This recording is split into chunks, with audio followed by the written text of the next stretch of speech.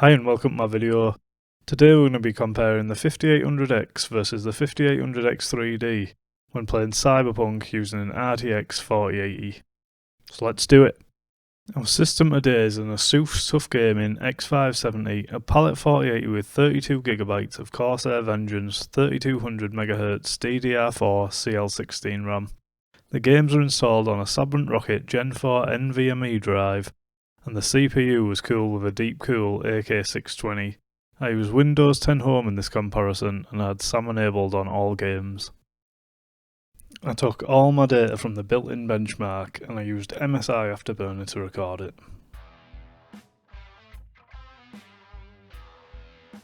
Starting with 4K Ultra with ray tracing enabled and ray trace lighting set to Ultra, we see both CPUs are neck and neck as we're GPU limited at these settings.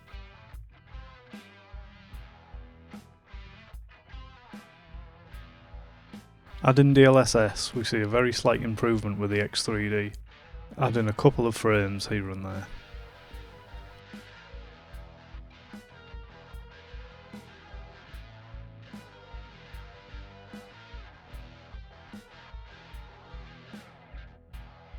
Turning down ray trace lighting to medium, you're only getting a couple of extra frames and both CPUs have similar margins again. And you're better off using DLSS with RT lighting Ultra instead, as even when you enable DLSS performance at RT lighting medium, you're only 4 frames over Ultra at best. And this scales similarly across low settings too, so I'll leave out RT lighting medium at 4K from now on.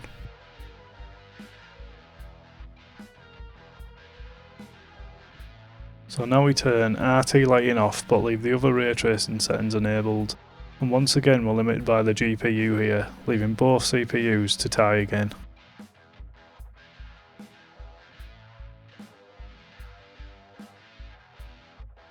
Adding DLSS, we do see some small gains with the X3D, but nothing major.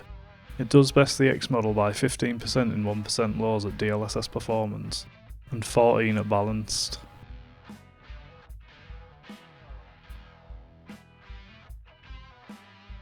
We turn ray tracing off now and it's the same story again here, but we're capable of 60 with the X3D, although it's within margin of error really.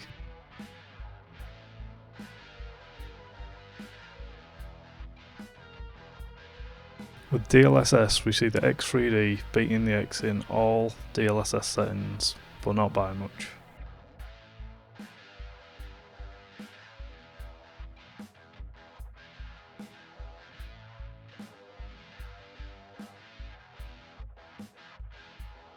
Now we turn down a 4K high with RT on and RT lighting set to Ultra, and there's nothing gained from this drop in settings. The 3D does have one extra frame though. Very nice. Even with DLSS we're pretty much just matching 4K Ultra again, the 3D being a couple of frames ahead.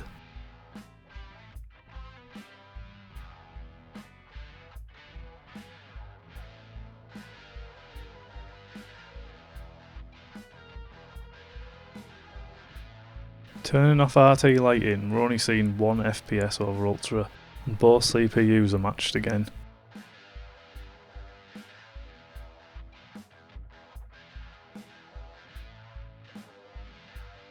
Finally starting to see some worthwhile gains with the X3D with DLSS performance now, with 10% better averages, 22% better 1% lows, and much smoother 0.1% lows.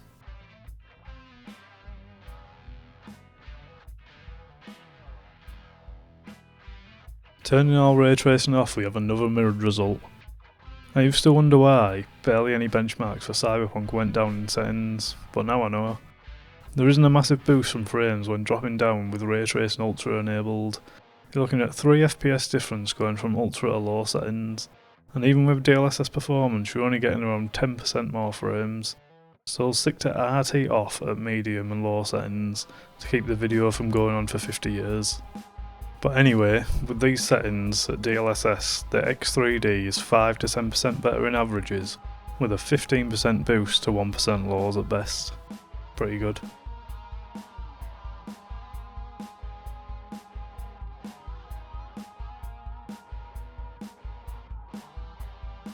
Moving down to medium settings, we start with RT off, and the 3D has a small lead over the X here.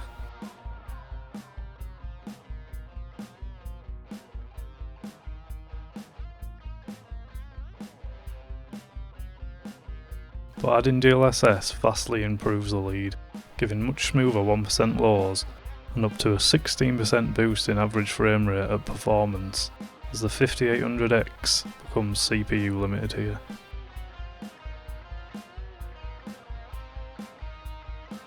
Finally, for 4K we move straight down to low settings. There's not much between them here, although the X3D has smoother 1% lows.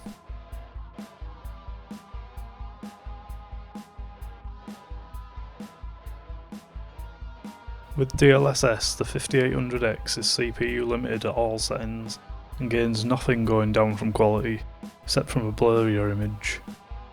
This allows the 3D a massive 20% gain at DLSS balance, with much smoother 1 and 0.1% lows. So that's it for 4K. We have 1440p Ultra settings with RT on and RT Lighting Ultra now, and both CPUs are matched again, and both are scraping 60 here, but not quite. We see the 5800X already hitting the CPU limit with DLSS enabled, allowing the 3D a 15% lead at balance with a 20% boost to 1% lows, and 29% better 0.1% lows. I've dropped DLSS performance now, as the X is already limited without it, and just for the sake of image quality. The skip RT Lighting Medium again, as just like 4K you're not getting any real boost from changing RT Lighting Ultra to Medium. So turning RT Lighting off, we have the 3D matching the X with a little boost to the lows.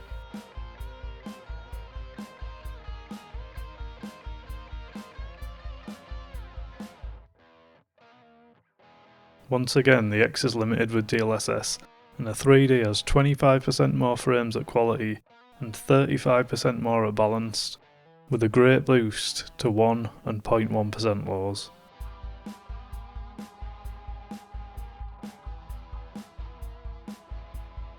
Leaving that RT goodness behind, sees the CPUs matched in averages, with the X3D enjoying a nice boost to smoothness being 11% higher in 1% lows.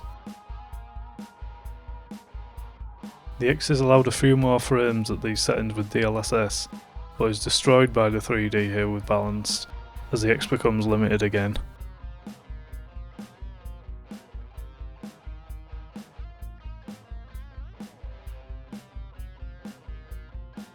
After looking at the data, I've also decided to drop all the RT settings at high, as there's literally nothing in it between ultra and high. You're looking at 1 to 3 FPS differences with the 3D, and the 5800X is stuck limited with DLSS, so gains nothing. So now we have 1440p high with no RT. With the 5800X system being immediately CPU limited, the X3D is allowed to destroy it by 27% at DLSS quality, with much better percentile lows at all settings. Both CPUs have nothing left to give at DLSS balance though. Turning down to medium settings, we see similar margins to high but with higher FPS for both systems here. The X3D running away with a 1 and 0.1% lows even more now, with 23% better 1 and 26% better 0.1% lows at best. Finally, for 1440p we have low settings with no RT. Even the X3D hits its limit now, both limited with and without DLSS. The X does claw back a little bit in the lows here though.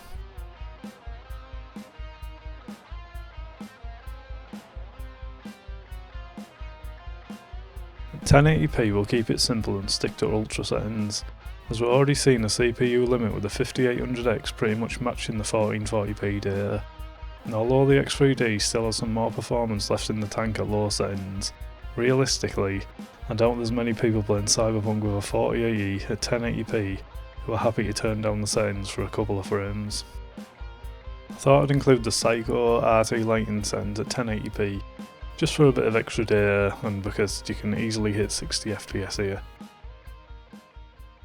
There's not much difference here between the CPUs without DLSS, but with, the 3D is 30% faster with smoother lows. Turning RT lighting down to ultra, you gain a few frames over Psycho. The X3D increasing its lead very slightly with DLSS enabled.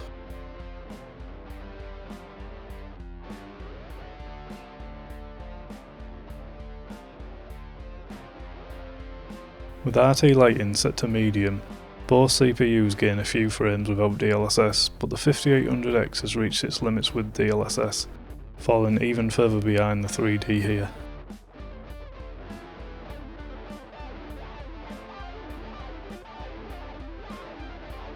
Turning RT lighting off but with RT enabled, the X3D extends its lead with DLSS quality to 39%, with an 18% boost to 1% lows and a 17% boost to 0.1.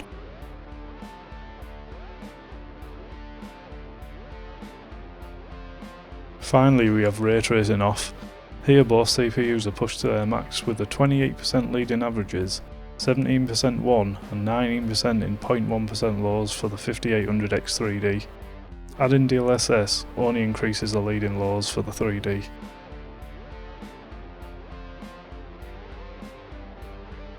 As you can see at higher settings at 4K, there isn't much to be gained from the upgrade, as the 4080 is allowed to stretch its legs with both of these CPUs.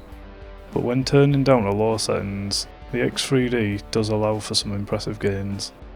But who really wants to play Cyberpunk at low with no RT on a 4080?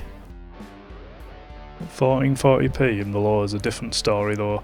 The 5800X3D really shines here, so if you have a 1440p monitor and you're looking for high settings, high FPS Cyberpunk experience, then this is a really good upgrade. And I think the 4080 5800X3D combo will be a great one for a while at 1440p. Although the 4080 is probably a bit overkill at 1080p, at least for now. Hopefully I haven't completely overkilled the data on this one, and hopefully it provides you with some value and fulfilled your sadomasochistic desires for mind-numbing data porn. I'm considering reducing the amount of info in the next videos. Not sure though, let me know in the comments if you like the deep dives or you prefer like a slimmed down version. Anyway, thanks for watching my video. If you liked it, give it a like and subscribe for more. Thanks, bye.